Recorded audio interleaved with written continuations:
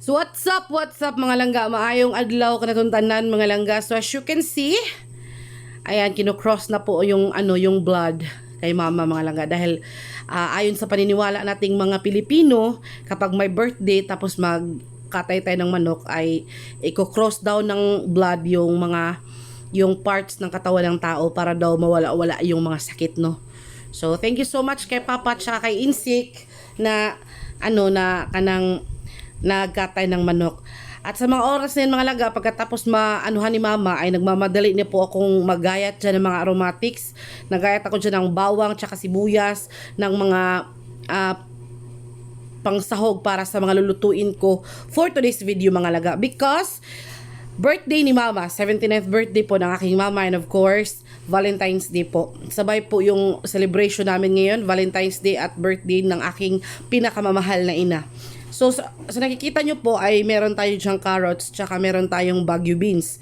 And ito yung ating mga karne. Bumili lang po ako ng 2 kilo ng pork mga langga. Yung 1/4 ay ginayat ko ng pa cubes para sa lulutuin kong pansit. At yung marami naman ay gagawin kong humba mga langga. Tapos ayan na yung ating birthday girl na may cross sa noo. Char. Pinakamaganda at kong mama. Pinakamaldita. Maldita! So ayan yung manok na kinatay nila mga langga. So thank you ulit kay Insik tsaka kay Papa na nag-intindi talaga sa pagkatay ng ating native chicken. So meron tayong dyang isang native chicken para sa para sa birthday talaga. Okay. So ayan mga langga, itong ginawa ko ay low budget na salad. So ang isasahog ko lang dito ay itong gulaman. Tapos may macaroni tayo, tapos isang maliit na fruit cocktail. Pakita fruit cocktail mo ning. Kukunin mo muning. Kana muning. Kana. Oh. Una Ayan muning. lang. Tapos lagyan natin ng dalawang kulay ng gulaman. Kaya ito yung tinatawag na budget friendly or low budget na salad mga langga. Basta importante, meron tayong salad. Kasi binigyan kasi ako ng kaibigan ko ng gatas na Nestle, tapos isang condensed, tapos sayang ba? Kaya naisipan ko na magsalad na lang since si Muna mahilig din magsalad. Mahilig din si Muning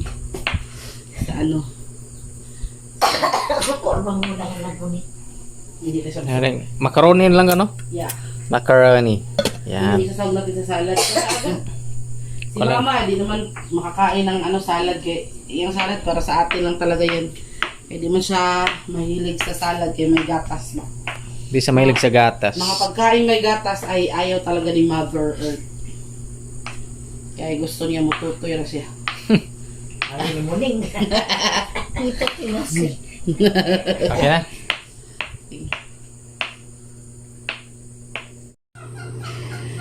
So yan mga langga, ipapakita ko na po sa inyo yung finished product ng ating pork humba, no? Pasensya na kayo at hindi ko talaga na-videohan ang buong process dahil ako na naman po talaga yung naiwan at walang maghahawak ng cellphone mga langga. Mahirap po kasing magluto tapos magvi-video pa. Kaya ko naman pero marami pa kasi akong gagawin mga langga kaya nagkanda o gaga na ako diyan sa paggawa. Tapos si Insik naman kasi siya yung nagluto ng native chicken doon sa labas. Kaya ako lang talaga yung nandito kasama sila dalawa ni Papa doon.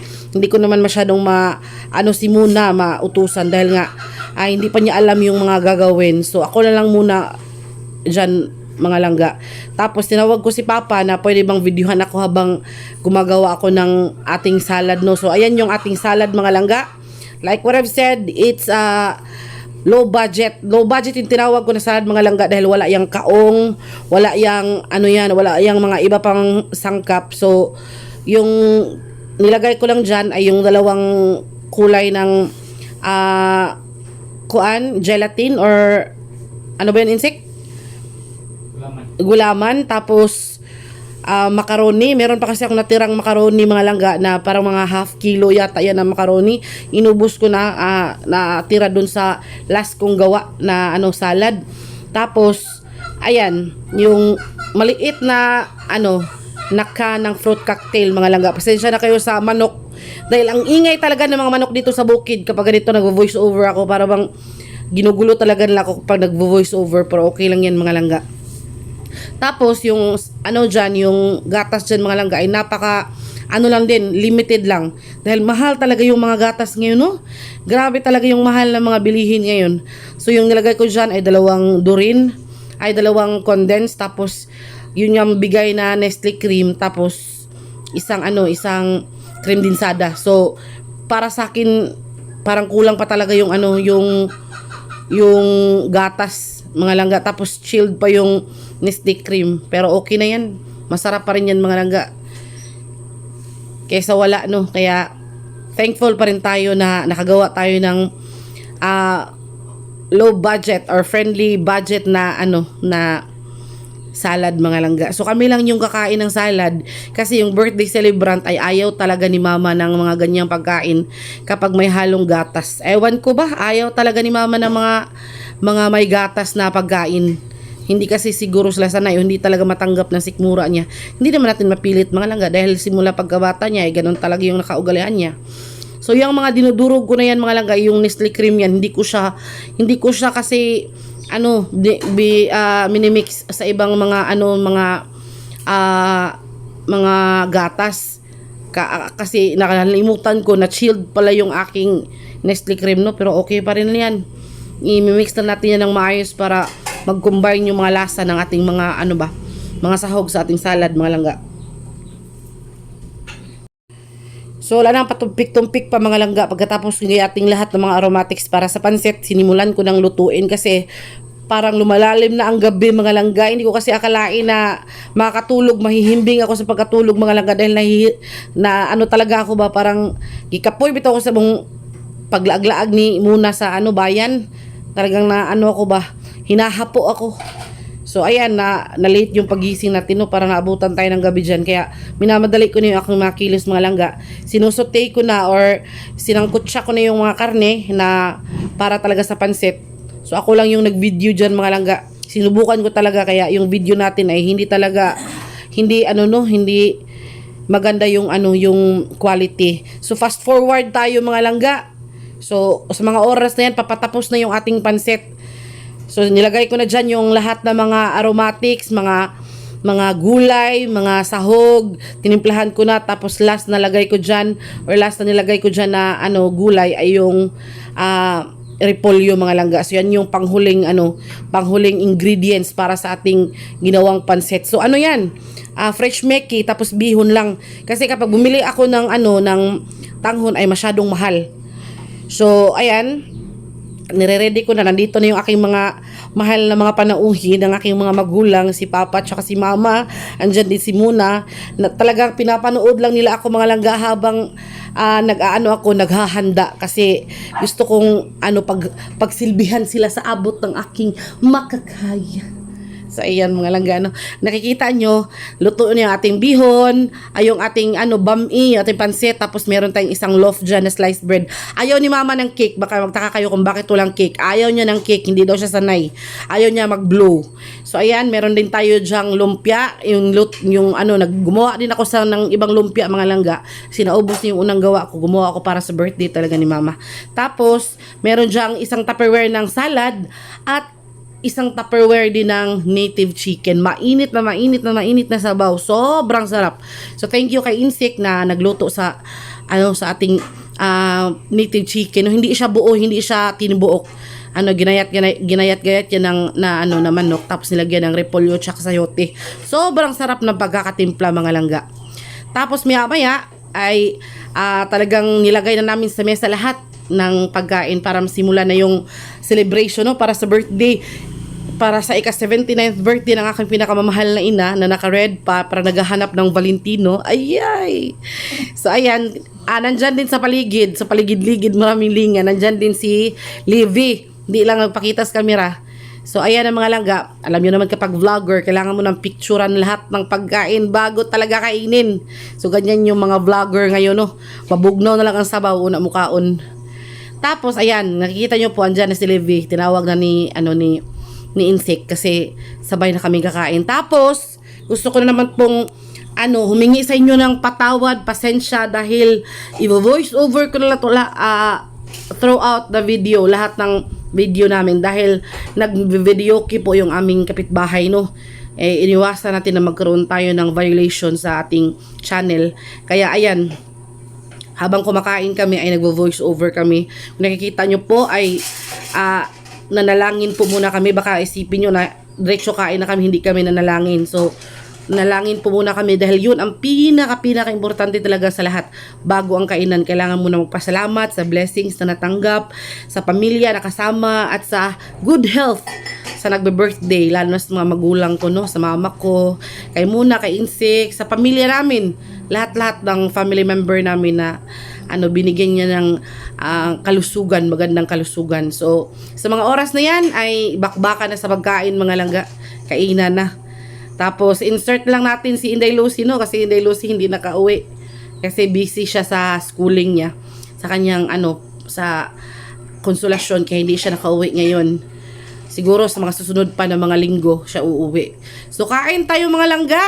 Kain tayo. Paghukad na mo kay mga unata. So, atong kantahan si Mama og happy birthday. Since hindi nyo narinig yung aming, yung aming kanang panalangin, tapos yung aming kantahan hindi nyo nakikita kasi nagkantahan kami morning pa. So, kakantahan na lang natin si Mama, no, kahit kumakain na. Happy birthday to you. Happy birthday to you. Happy birthday, dear Mama. Happy birthday to you. So, ayan po mga langga. Nakantahan na natin siya ng happy birthday. Tapos walang blow kasi ayaw niya ng cake.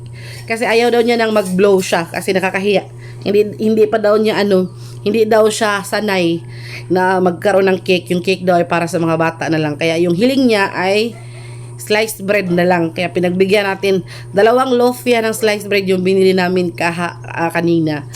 Nung pumunta kami sa bayan. Tapos yung isa yung nilagay ko na lang dyan kasi hindi na magkasya sa mesa. Dahil sobrang liit ng mesa natin, no? Parang napaka-friendly lang din ang ating mesa. Kaya saktong-sakto lang talaga sa amin. Kasi kapag malaki yung mesa mo, hindi kayo magkatagpo ba? Okay lang yung maliit ang mesa kasi magka-elbow to elbow. Ganun talaga mga langgano. Kaya,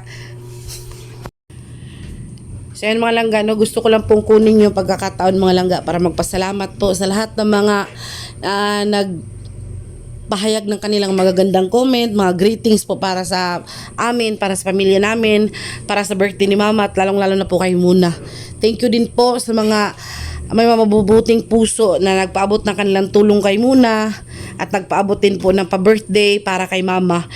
Hindi po dahil sa inyo ay wala po kaming handa sa araw na to mga langga. Alam nyo naman po na sobrang higpit talaga yung budget namin dito sa bukid, lalo na kagagaling lang po namin sa Bagyo. Kaya po sobrang salamat po sa inyo dahil nakakain po kami ng masarap. Napakain ko yung pamilya ko ng masarap sa mga araw na to at napaghandaan po namin si Mama ng masarap na kahit simple at lang pero masarap na pagkain mga langga. Kasi alam nyo po, lalo na po dito sa bukid ay hirap po talagang maghanda-handa ng mga okasyon kapag galing talaga kami sa Bagyo. Dahil kung nakikita nyo po sa lahat ng mga vlogs, yung amin po ay sobrang hirap kapag bagyo dahil hindi po kami makatawid basta-basta dahil po sa ulan, dahil po sa baha, dahil tumataas po yung sapa. Kaya si Insik po kapag mga ganyang panahon ay hindi po talaga siya makapunta or makapamasada. So parang limited lang yung aming galaw. Kaya hirap po talaga yung mga taga dito sa amin kapag bagyo or kapag tag-ulan. Kahit hindi siya bagyo mga langga, basta tag-ulan, sobrang hirap po talaga. Kahit panoorin nyo yung mga previous vlogs namin tungkol sa aming lugar kapag bagyo. Kaya sobrang thankful po ako, sobrang salamat po sa lahat ng mga nagpaabot ng kanilang pa-birthday para kay Mama at para kay Muna din, para makabili si Muna ng mga gamit niya. Sobrang salamat po. Si Lord na po ang bahalang magbalik ng ilang tupi ng blessings dyan sa inyo, sa pamilya ninyo at sa inyo mismo na willing tumulong sa amin kahit hindi nyo pa kami lubusang kilala. Sa lahat po ng mga nanunood, sa lahat ng mga subscribers ng aming channel Langga Insik Vlog. Maraming salamat po dahil hindi lang po kami ni Insik yung inyong minamahal, pati po ang membro ng aming pamilya.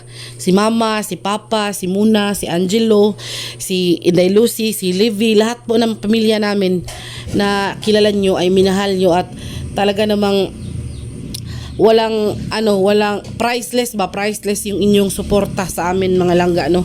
Kaya kung hindi ko man kayo ma-shout out lahat, pasensya na po kayo, pero alam niyo po sa inyong mga sarili kung sino kayo, kung sino yung mga tao talaga na yung totoong nagmamahal sa amin. Meron kasing mga tao mga langga na mahilig magbigay ng kanilang masasakit na komento, pero hindi naman natin sila masisisi dahil dito tayo sa democratic nga lugar, sa democratic country. So may kalayaan ng iba na mag-comment, pero sana naman isipin nila na bago sila mag-comment ng masasama ay isipin lang po nila na yung mga comment nila ay malaking impact po para sa amin. So hindi man po ninyo nakikita, pero kapag nakabasa po kami ng mga comment, mga hate comments, kahit sabihin nyo na huwag nyong intindihin, kahit sabihin nyo na huwag nyong isipin, huwag nyong dibdibin, pero hindi po talaga may iwasan. Sa aming mga content creator, kahit kami lang na maliliit na content creator, meron talagang bashers. Kahit sa simpleng pagkakamali ay hinuhusgahan na kami or binabash kami, binabody shame kami. Okay lang naman mag-comment kayo ng iko-correct nyo kami. Okay yun, tanggap namin yun na iko-correct nyo kami mga langga. Kasi you learn from your mistakes kasi, pero yung bitong pati looks mo or pati ganang, yun kasi yung mga langga kahinaan ng tao kapag kapag minamata siya or dinadown siya ba. Kaya sa panahon talaga ngayon, lalo na sa panahon ngayon na digital na, kailangan po talaga natin mag-ingat sa ating mga comments dahil isang comment mo lang nakakasira yun ng buhay. Kaya yun nga yung kasabihan, think before you click. So kailangan isipin nyo munang mabuti kung ano yung tinatype nyo, kung ano yung sinasabi ninyo bago nyo i-send or bago nyo i-post. Dahil yung pagsisisi talaga ay laging nasa huli mga langga. Kaya sa mga nagmamahal sa amin, sa aming channel, kasi alam ko mga langga at napapansin ko, patuloy po tayong tumataas. Kaya sobrang salamat po lalo na sa mga bagong subscribers natin. No? Sobrang thankful sa mga silent viewers natin, silent mga nanonood lang pero hindi nagpo-post na kanilang komento pero patuloy na nanonood at sumusuporta sa atin. Sobrang thankful din po kami sa inyo. Dahil kahit gaano man kayo katahimik, pero iba talaga yung suporta na binibigay nyo sa amin dahil kahit konti lang yung ating views paminsan-minsan, pero nakita ko pa rin na tumataas yung ating subscriber, no? Kaya malaking tulong yun para sa amin Insik mga langga, lalo na dahil nandito na si Mama at saka si Muna. Kailangan po talaga namin ng inyong suporta sa panunood ng aming mga vlogs dahil marami na kami dito sa tahanan. So kailangan namin ng kanang pangkonsumo. Kaya yung inyong views at yung hindi pag-skip ng ads niyo ay malaking tulong po sa amin dito. So ayun, medyo mataas na po talaga ang ating ang ating mga sinasabi ngayon dahil nga hindi kami pwedeng magparinig sa inyo ng mga nasa paligid dahil nga nagvi-videoke ang aming kapitbahay, baka ma-copyright claim lang tayo. Sayang naman kung ang ating kita sa video na to ay mag-sharing ba. Kasi kung yung sa mga nagtatanong mga langga kung ano yung copyright claim, kasi meron kasing iba na hindi nila maintindihan. So yung copyright claim mga langga, kapag nakadetect ng kanta yung si Lolo YT ay kasi pinapakinggan kasi nila ng mabuti yan. Tapos kapag may na-detect sila na kanta, kung sino yung singer ng kumanta sa kanta na yun, ay yung kita namin ay i-share namin dun sa singer. Kasi humihingi talaga sila ng humihingi sila ng kanilang parte dahil nga nasama yung kanilang music dito sa aming vlog. yun yung copyright claim. Kaya gustong gusto ko man nakantahan kayo every time na nagba-vlog tayo mga langga, hindi pwede. Kasi nga kahit nga Visaya song tapos ginigitar lang namin ni Insik, naka-copyright claim pa rin. Hindi ko alam kung bakit, kaya guitar lang naman yung yung gamit natin, hindi naman -1 o karaoke. Kaya iniiwasan na lang talaga natin mga langga na makagawa ng ng violation. Dahil kapag na-violate tong ating maraming violation itong ating channel, baka magalit si Lulu YT at burahin itong ating channel. No, nako, paano ko na lang kayo makakausap ulit kung wala na itong ating channel, simba ko lang in town. So, ayun, thank you ulit at shout out po sa inyong lahat na mga patuloy na nanonood sa aming vlog palagi. Abangan nyo pa po ang ibang update po sa aming buhay dito sa bukid. Lalo na't kasama ko na po si Mama, si Muna, si Papa, si Insik at yung iba ko pang mga family member dito, yung aming mga kahayupan. Sa mga gusto magpaabot ng kanilang tulong para kay Muna mga langga, hindi ko kayo balibaran ba? Si Tagalog ng balibaran na. Yeah. Hindi ko kayo hihindian mga langga dahil yung tulong na gusto nyong ibigay ay para sa pamangkin ko. Hindi ko yun palalagpasin kung may gusto mang tumulong. Kaya sa mga gusto mang mag-message sa akin, pwede nyo po akong bisitahin sa aking Facebook account, Langga MJ Mabala. So maraming salamat po sa inyo, sa mga willing tumulong po, sa mga willing na naman tumulong mga langga. Itong video na to ay hindi to nanghihingi, hindi po ko nanghihingi ha, sa mga willing lang tumulong. Pero kung naman yung mga kung wala ka na namang ibang magandang sasabihin, ay wag na lang mga langga. So thank you ulit and good luck.